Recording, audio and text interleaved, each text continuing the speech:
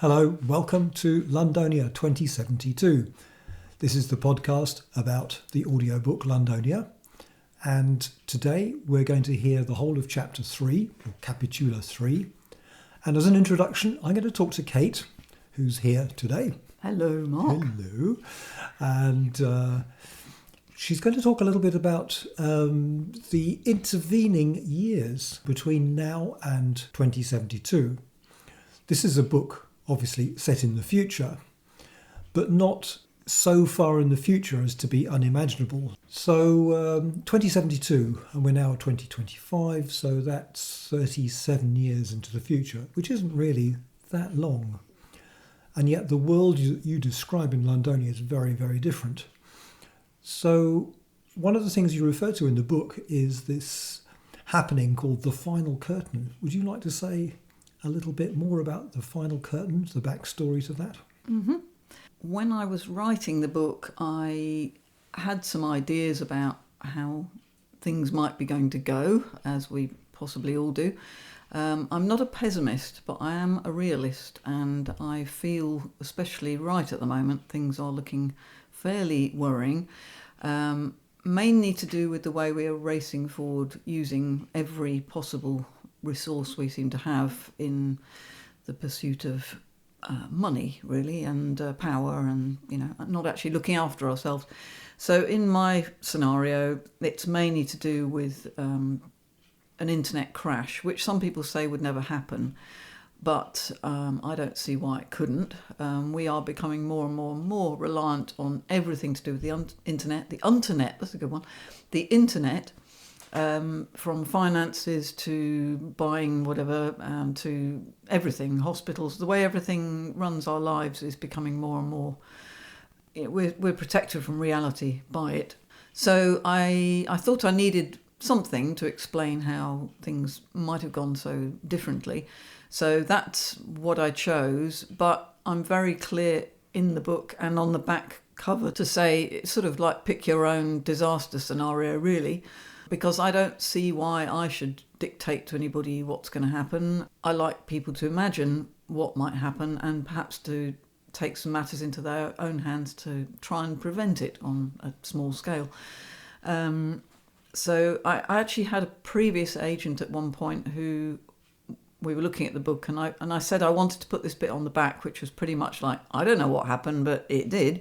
And she said, oh, no, you can't do that. You've absolutely got to have a set-in-stone scenario. And we sort of fell out, and I ignored her, and the result was we put exactly what I wanted on the back of Londonia, and it pulls you straight into the story, and it doesn't explain in any 2040 this happened and then that happened, because I want it to be free of that, and I want you to be able to think how things might unfurl after such an event as the internet collapsing. So it was left deliberately vague, in a sense. Because there's obviously so many scenarios from now we know about up-to-date knowledge of pandemic, AI, financial collapse, crazy mad politicians, nature just saying, right, I've had enough of this, pick your scenario. So in this future world, people look back on this time as possibly a sort of golden age or not? Or maybe it's too far into the future? I think it's probably a little bit too far for most people at that point. But people like Hoxton in the book refer back to actual books and they learn from them, and they're very glad to have that resource. But I think for a lot of people, it's just about getting on with survival, or if they're in the Cincture, it's more about having a lot of things and enjoying yourself. So I don't think, as a lot of people do, and as I do myself, we are in a little bubble of what's going on at this point in time. I'm interested in history.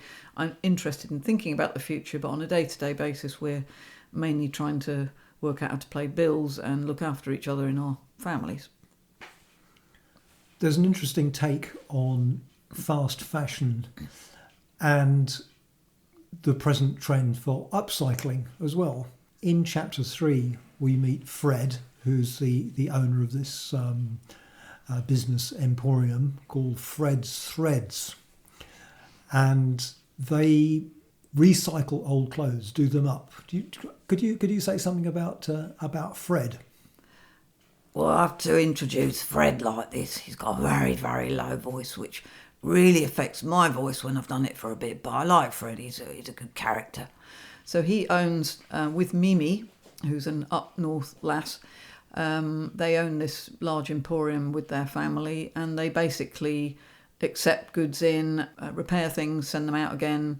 And for the Cincture people with wealth, they often recycle garments and put their own labels in and supply those people with what they think are original fashion items. Oh, so you've got a whole bunch of labels. Yes, with labels. Gucci and also everything. Everything's harvested. Everything's kept, and there's a lot of emphasis on making good quality things, like darning decent woolen jumpers. And I just wanted to sort of put a tiny little message for those perhaps who don't think about doing this. I mean, we buy absolutely every garment secondhand apart from knickers. I draw the line somewhere. But we tend to just buy everything, and I tend to buy only wool or cotton, and when they get holes in them, I mend them. And I think it's the sort of thing my grandma and even my mother actually would have not thought twice about. If you've got a decent old woolen jumper that's snug and nice in the winter, you would repair it. Why would you throw it out? And so the whole thing about really fast fashion, like some of the bigger companies, I find deeply depressing. And when I flip through YouTube sometimes in a voyeuristic manner, I do occasionally look at the sort of people that do hauls from some places like Primark, and it's deeply worrying and depressing, because it's just giving that message that you can buy something, wear it for 3 days, 2 days, 1 day even, and throw it out again. So it's very sad, and of course that has terrible impacts on the environment, as well as being an awful thing for the people who actually manufacture this stuff.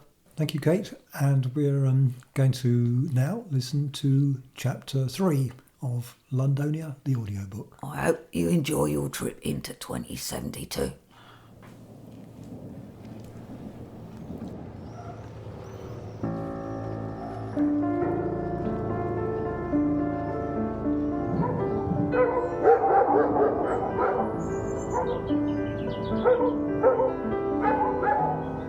Capitula 3. By the time I'd got home and dealt with Kafka, nothing else was in my mind apart from sleep. Ignoring the dogs, I'd crawled into bed and knew no more. Now, lying awake again, the scar on my stomach itches as if it itself had learned things from those cycles spent in Marina's room. Stretching, I listened for a moment to the darking sounds. A first owl, the squeaking wheels and clopping hooves of the last water round. In the front yard, the dogs are howling. They and I need a meander amongst plants and wildlife. I recover my discarded shoes in the semi-darkness, find a thicker felty and walk out to the front of the church. The dogs whirl and jump as I lock up. Allez, let's go! We streak along the quiet streets to the park place, the darkness punctuated by small fires where people camp in huddles, their weary faces momentarily animated by the sight of a dame running behind 2 thundering dogs. The familiar park grounds are a vast plain tonight, full of mysterious rustlings. I let the dogs off and they scarper, noses to the ground, jaws snapping at fleeing rodents. Prophet Jake's hut is a dim, frayed square in the moonlight. Sounds of a violin drift into the quietude. I sit on a tree stump, listening to the melody, and wonder if my goss might also be outside somewhere, looking up at the ragged clouds passing the moon. A crick-crack of dry twigs takes my attention,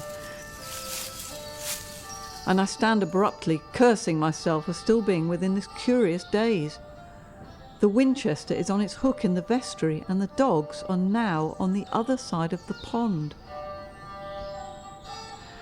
As I inch silently away from the noise, a familiar voice calls out. "Hey, Oxton, it's me, Tom. Your face.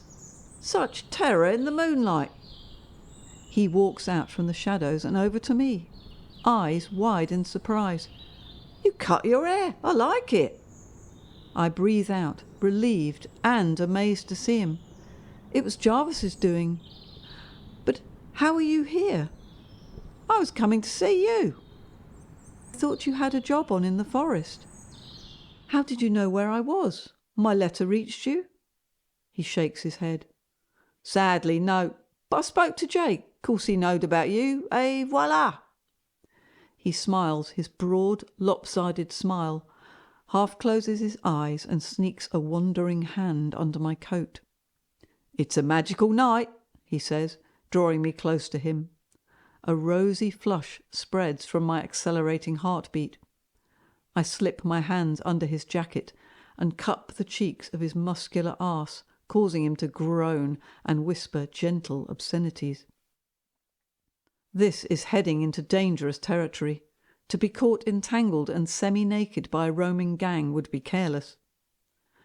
"Shall we go back?" I suggest, pulling away slightly. "What, no spontaneous outdoor stuff?" "It's too cold and the dogs will stray." "Dak, got any wine?" "Elderberry." He takes my hand. "Allez, race ya!" I whistle for the hounds and we zip back through the streets, a human and canine blur. I unlock the church door and we stagger in, hounds heading for their blanket pile. "Oof, it's Freudly in here," shivers Tom, dragging off clothing all the same. "It should be warm in the vestry." "Foytlin hopes so." I push him forwards in the dark, light the oil lamp and open the bottle of wine. Tom is stealthily removing my layers. "Wash," I say sternly. "I don't know where you've been." Moaning at the thought of cold water, he complies, empties a jug into the bowl and gasps as the damp cloth makes contact. Afterwards he dives for the bed and I brave the water. He props himself up on the bolster, watching me. "You are so very beauteous," he says, eyes bright, hands straying to the raised area of blanket. "Marry me." "What?" My voice echoes around the church. "That's the second proposal today." He stares. "Who was the first?" "The bread mech." "Did you accept?" "No." "Why?" "I don't want to marry anyone." Tom grins and pulls me under the covers. "I'll have a go at changing your mind." The questions and confusions of the day recede as he turns me over and massages my back, his hands rough from tree work but gloriously sensual. He leans forward and bites my neck gently. I giggle. "What?" he murmurs. I just remembered a picture of lions in the wildlife encyclopedia. "Lions doing what?" "This." "Fucking," he says in such a lascivious way that I really forget everything and being cold and my past, and it's also absolutely incredibly beautiful, this little piece of time.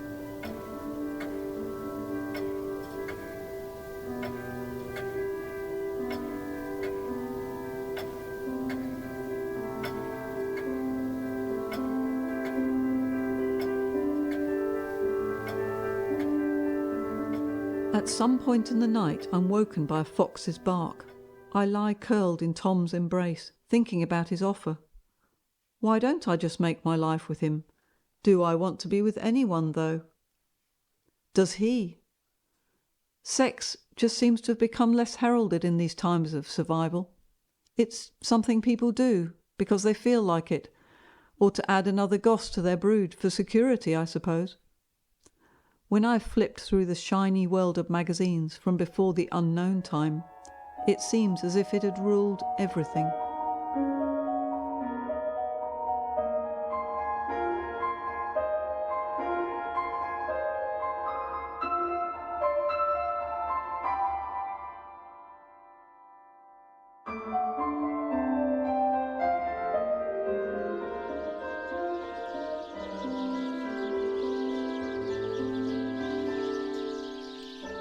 Daylight fills the vestry. Sparrows flutter in and out through a broken window pane where a patch of blue sky is visible. Sounds of carts and street chatter fill my ears. This day I must start the search for the furniture. I stretch luxuriously and Tom's eyes open, the laugh lines creasing. He runs a hand down my back and squeezes a cheek. "Salut, my ecclesiastical one." "What? You live in a church, yeah?" "But perhaps I'm not so saintly. Last Eve?" "Well, God gave us these bits, lust and the desire for climax, so what can be wrong with it?" "You have a point. I'm getting one feel." I laugh, pull back the covers and step out of our nest to check the fire. "Do you believe then?" I wonder out loud. He's never mentioned God before. "Nah, do you know anyone that does?" I think of Sadi and her open house to all religions. Not necessarily a God, gods or spirits maybe. There's loads of beliefs, gods, magic systems, mediums. I believe all of it and none of it. You possess an open mind then? Don't you have to in these times of knowing nothing? Yes, you do, I murmur, thinking of the mirror dame's words. I wash quickly, then shiver into underclothing. Tom watches me pulling on a ragged felty. "Should we get dressed up one darking?" he suggests. "Just for the pleasure and go out." Go out where? I've heard good talk of a scoffery run by Brazilians on the riverbank. Supposed to be good. The idea of putting on some of my collected pre-cycle stuff is enticing. That would be wonderful. Maybe when it's not so cold. Perhaps as a celebration. What's to celebrate? I've got to find something, which will then lead me to discover something. All sounds fuckly vague. He's looking peeved, so I tell him. It takes over a clock face, by which time the dogs are barking and Kafka is kicking the planks of his stall. "Think you need to sort out the menagerie," Tom says, scowling a little. It's the mention of Marina's last words that have caused his smile to disappear. "Maybe it's best not to know about the past," he mutters, cramming on his shoes. "If it's true what she said, it could be dangerous."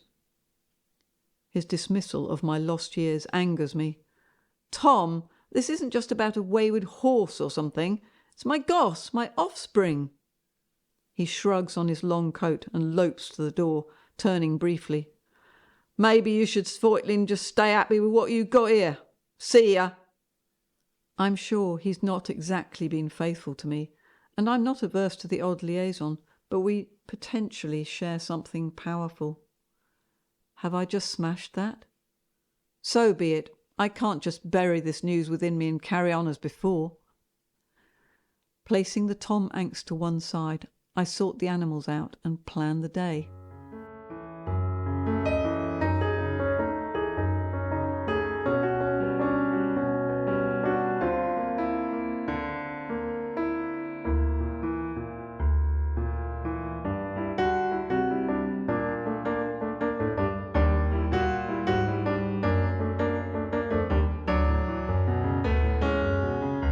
By late aft, the sky is almost as dark as the interior of the confessional.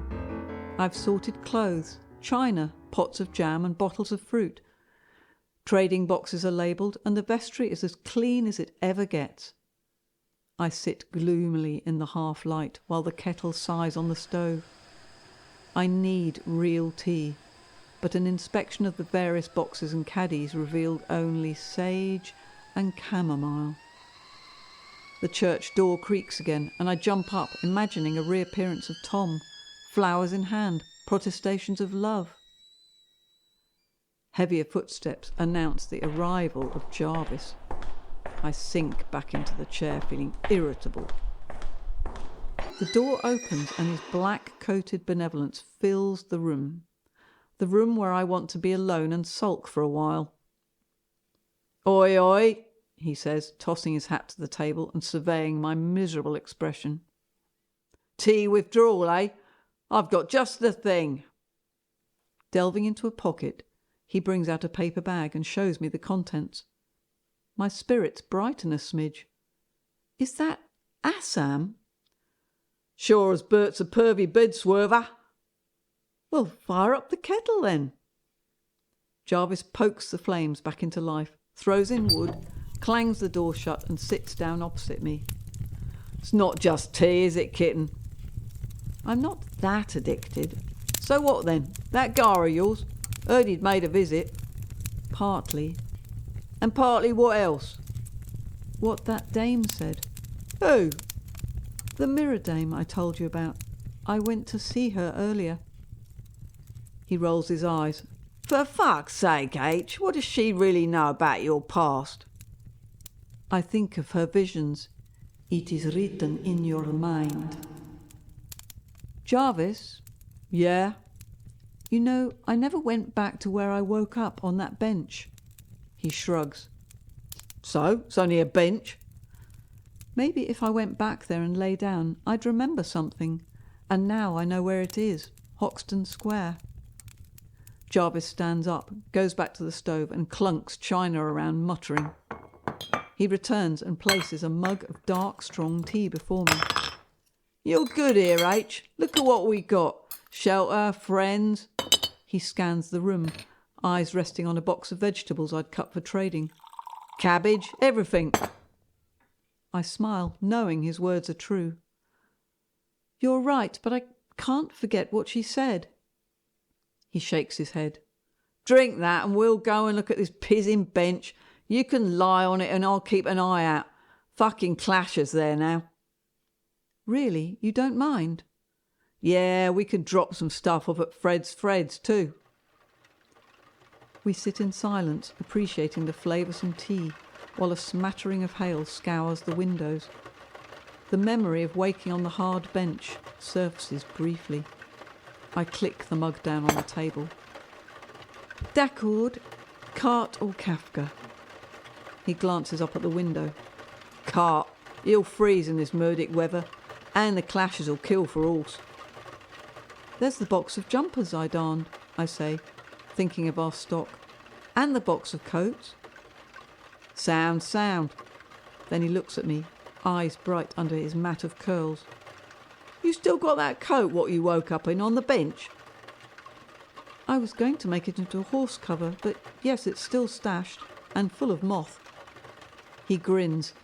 Get it out and stick it on. Might help.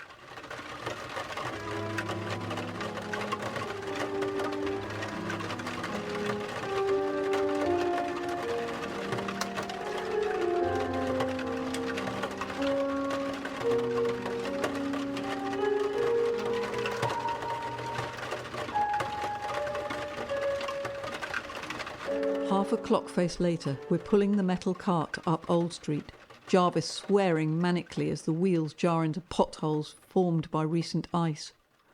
The long coat flaps around my heels, tripping my feet. Any moths remaining will be truly frozen to dust. A slight smell rises from the wool, just a trace of perfume, the molecules of which rest in the fabric. Musk of roses on a hot evening. Heat. Impossible to recall in this shrivelling wind. Fred's building comes into view, dark bricked and glowering. We shove and twist the cart until it rests on the remains of a pavement outside the door. Jarvis hammers on the flaking wood. Oi, Fred, open this bastard door! Dogs bark inside, and I picture the troop of mangy beasts he shares the space with. Okie fucking dokie, comes his gravelly voice. A small hatch creaks open in the wood, and a wild eye surveys us. The door swings wide. J&H, come the fuck in and have some haddock. Leave the chariot or get the lads to bring it in. Wading in through the cluttered entranceway and pushing aside the wolfhounds, we follow Fred's bony figure into the musty, fabric-smelling interior. I glance up at the only evidence of the building's previous use. A few cardboard signs hanging from the ceiling, their bright slogans dust-covered and water-stained. New, voice-activated dishwasher range. Tabletop pizza oven, the latest essential. Fred and Mimi have made some changes. Ancient wardrobes hailing from all decades now lined the walls, her bold writing splayed across each door. Jumpers, wool, jumpers of other stuff, coats, trousers, gins, boots, shoes, sack bags, work hats, tattler hats. Tattler hats? I query, thankfully dropping my heavy coat to the back of a chair. Useless decoration ones, he clarifies. You know, like stuff what's in Tattler or any of them other magazines. Sanctuaries like this sort of crud, says Jarvis, opening the cupboard's door and fingering a red velvet hat embellished with a curled feather. Good trading. Yeah, can be. Keeps Mimi busy too. Word out from a finder friend that the era's changing in there. It's true, I add, and describe my meeting with Mrs. Caruso. You'll be looking for more pretend military stuff, animal print, less of the hats. Mimi looks up from her sewing machine, part hidden by a towering pile of clothing. Oh, what they on with now? The 2020s, according to her. She seems to imagine herself and her friends as some sort of fashion vanguard. Spratzies. Just finished a load of 1905 jackets. Going over to commiserate, I watch her frantic hands pushing a satin gown through the machine, occasionally stopping to rock a pram next to her. She stops pedalling, brushes back her tangle of sandy hair, and smiles with her habitual warmth. Aye, aye, Oxton. What's that bought us this time? Good quality wool, cable knit and Fair Isle. Grand. She puts 2 fingers in her mouth and whistles piercingly. Henry! Frank! Get stuff in! The 2 sons, sitting at a game table, slap their cards down and reluctantly head to the door. Mimi bends her head to the white fabric again. Sorry, love. Got a dame coming to collect this on tomorrow. Fred'll sort you out with trade. I walk over to where Jarvis and Fred now sit with glasses of cloudy fluid. Take your pasties, H, says Fred, picking up a bottle. Where did you get it? I ask, recalling a recent request. Frenchy brothers down at South Wharf. They got connections over the water. Just a taste, thanks. Haddock? Yes. Did an exchange yesterday with a mech on a bike with fish. Load of it. Needed eating sharpish. Mimi's tried smoking it. Won't be a moat. Fred stands up and lopes over to what once must have been a glass-walled office. The cloud of smoke inside leaks out as he opens the door and plunges inside. The smoke reaches us and Jarvis inhales. Ain't had haddock since I was a scrap. Dad used to get it down a chippy with peas and curry sauce. Thoughts of crouching, cramped over the china wash bowl, flit across my thoughts. Mech on a bike with fish. Still, it's freezing and my stomach clamours, so I take the plate Fred is handing me and fork a chunk of white flesh to my mouth. Wonderful, sweet, slight taste of leather and old wool, but so good. I wash it down with a glug of pasties and smile. Ah, thanks, Fred. You're welcome.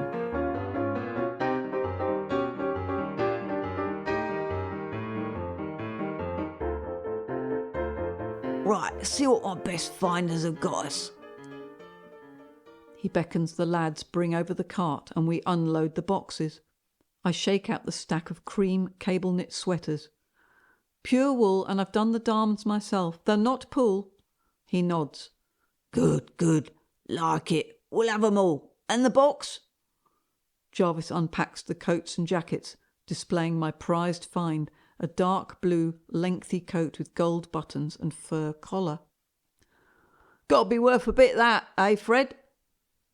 The trade gets underway for the lot, and finally we agree on 2 pounds of salted sardines, dandelion coffee, boots for Jarvis, a new hand-printed map of the East End, as drawn up by Wandering Spike, the route master, and a better conditioned carpet bag for me. What's that coat you was wearing? Asks Fred, finding bags and stashing our goods in the cart. I fetch it and show him. He rubs the fabric between practised finger and thumb. This is class. Where'd you get it? I think of the complicated story and decide on an off-white lie. I found it in a park. His bushy eyebrows converge. Odd thing to leave or lose. See the label? Tabitha's. That's about the most bleeding expensive shop in the whole of the Cincture. My reply is lost in a sound of shattering glass from above us. I look up, shoving the chair back. A grey heap lands at my feet. "Wood pigeon," remarks Jarvis, unperturbed, helping himself to another shot of pasties. Fred picks up the dead bird by the leg. Great. Lunch tomorrow. He walks over to the smoke-filled room and shouts back. Hey, Frank, get on the roof and cover the skylight. Can't whisk no water on the stock. Noting the deep grey sky through the shattered glass, I think of the park. Better go, Jarvis. Let's leave the cart here and get it later. He nods, downs the drink and calls to Mimi. Tell Fred we'll be back later to collect the stuff, Em. She salutes a yes and carries on pedalling. As we reach the door, I hear a wail from the newest member of the family. The machine stops and Mimi's soft voice replaces the whir. Aye, I know, Jewel. Scran time soon.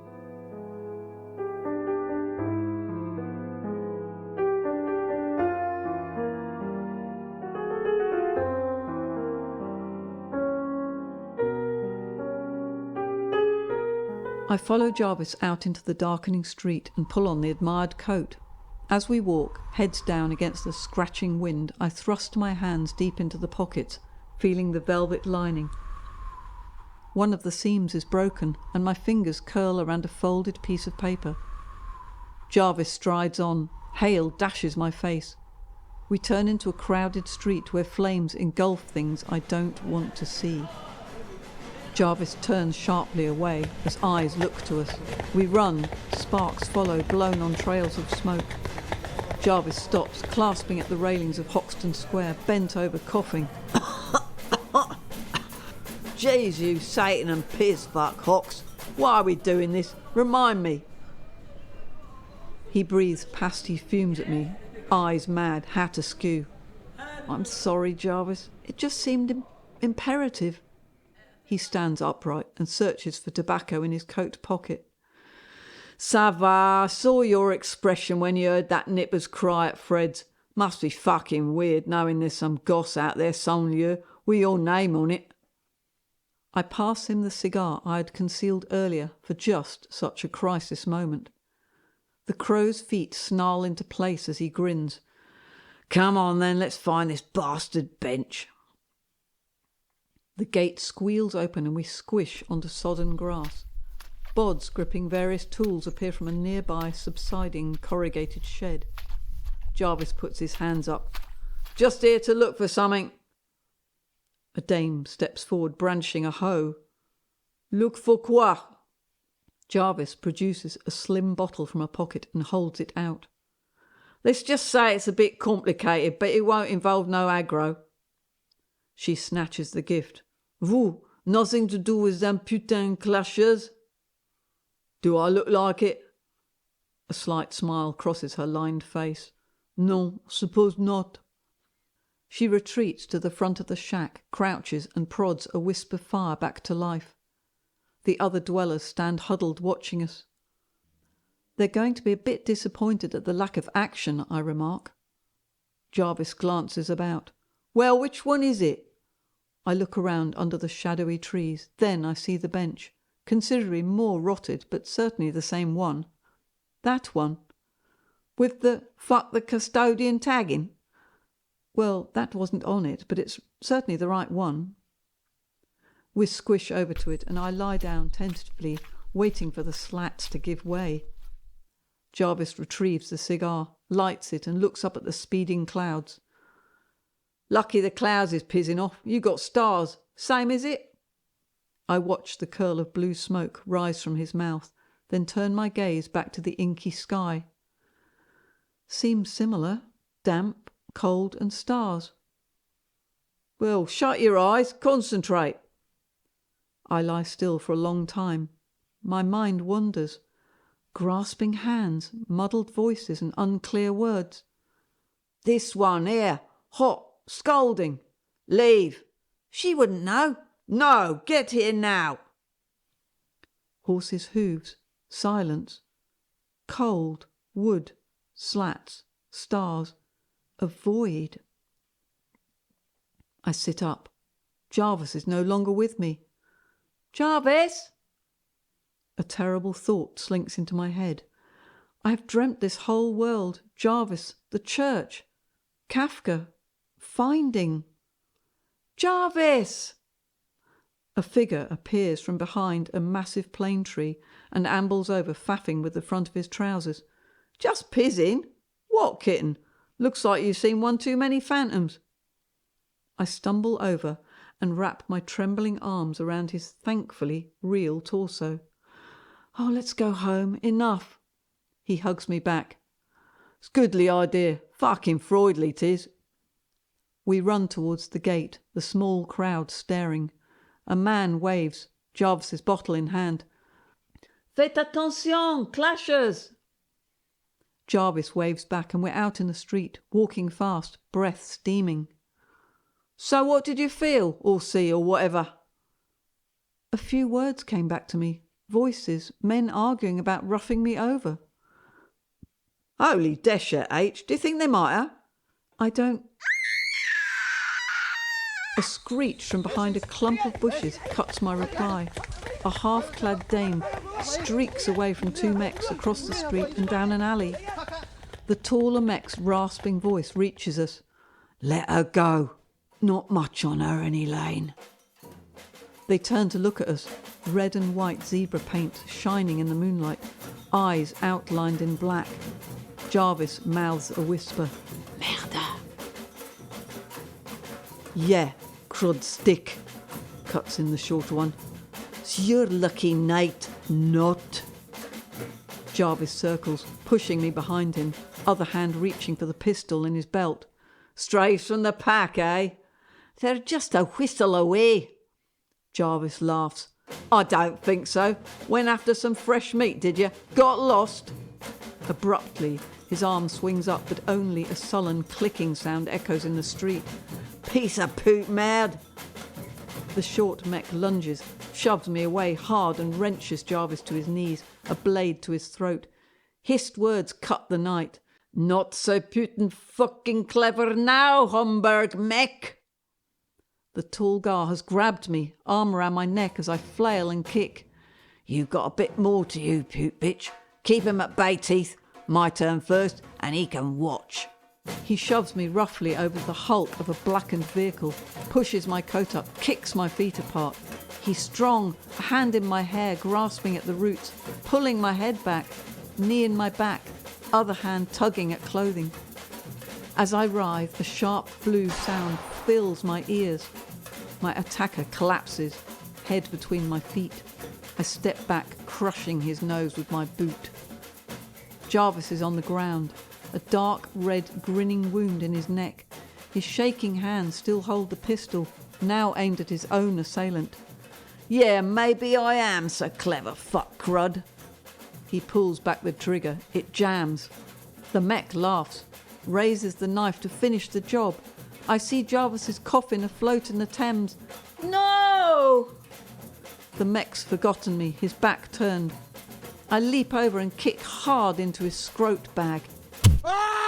He howls. The knife clatters away.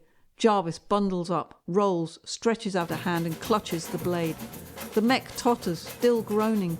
He staggers upright. He makes to run. Jarvis hurls the knife. The mech collapses, a silver wedge glinting in his back. Pulling off my scarf, I press it to Jarvis's neck. He gestures. Wind it good. The wool saturates red, redder, then stops. I kneel, holding the fabric with shaking hands. I got it, H. Do those fuckers get what you can? His voice is a scarred, whistling sound. The image of a bod box fills my mind again. Jarvis! Stack, I'll live. Scour 'em quick, 4 more come. I scuttle over, drag the knife out from flesh, kick the body over and feel in pockets, finding tobacco, necklaces and a bottle of sardines. That it? Mutters Jarvis. Not much for near death. Try the other. I crouch over the other body. He's still breathing. Not for long. Jarvis staggers upright, seizes the bloodied knife and plunges the blade deep into the guard's neck. A croaking sound issues from his dying lungs, a few creaky words following. Get you in then, fucker. Jarvis snarls. Don't think so. See what he's worth, H. Grasping the guard's shoulders, I turn him. He flops onto his back, a last gasp escaping his throat. Silver spills from his pockets. Coins, rings and chains.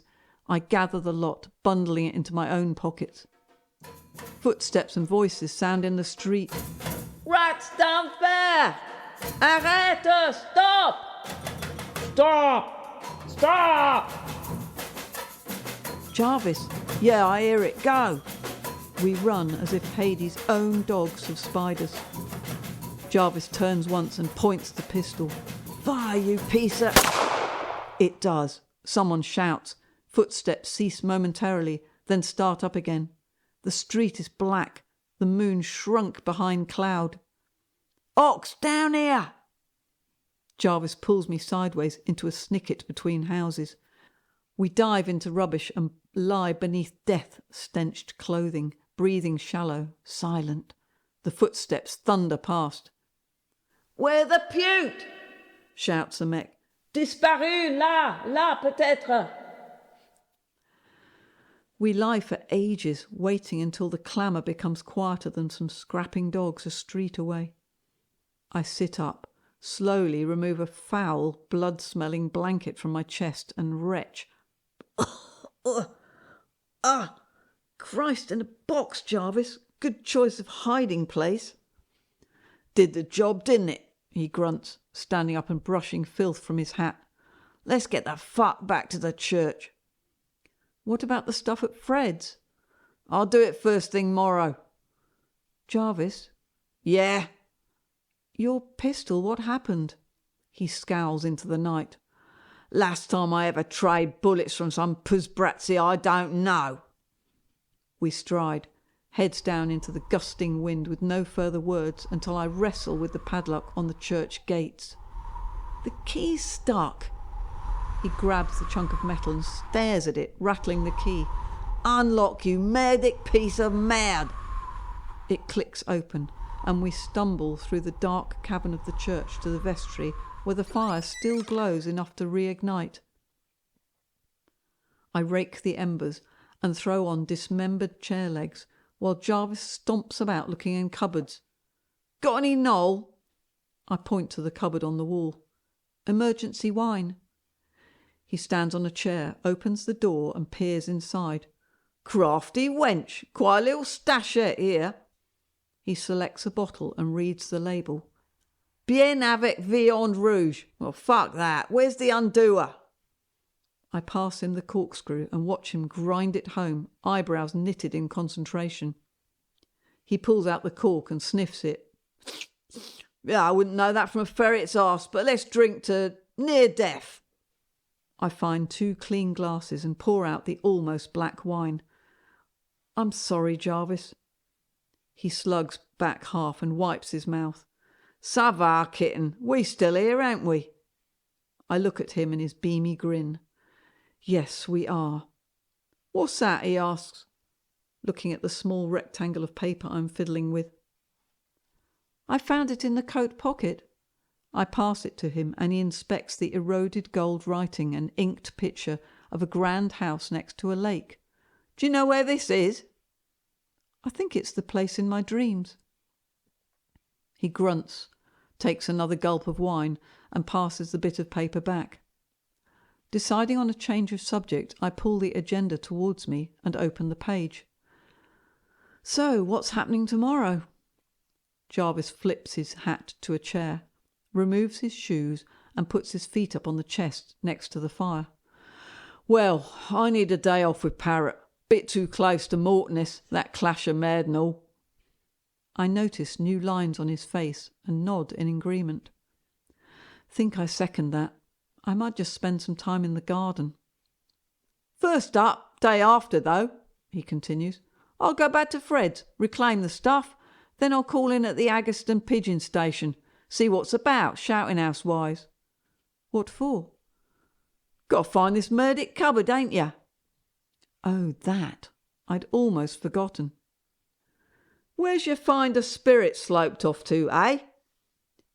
You know the chances against locating that very thing. Anything's poss. Look at what Bert came across in Lady Thames's squelch recent time. Only a 5-guinea piece. I brighten at this thought. I'd forgotten that. How utterly incredible. What did he do with it? Made a deal with the Vauxhallers. What sort of deal? Jarvis grimaces. Didn't ask, but let's just say he won't be requesting no sight porn for a while. I shift my thoughts away from Bert's proclivities and raise my glass. Thanks for the pep.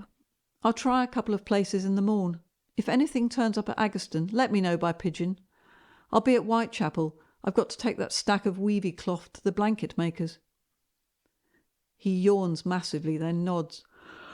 Yeah, will do. And now, don't know about you, but a 4:15 face and I'm for the straw. Just top me up. Apex. I pour myself another half glass, and we sit contentedly for a while in silence, each deep in thought as the wind scours the windows.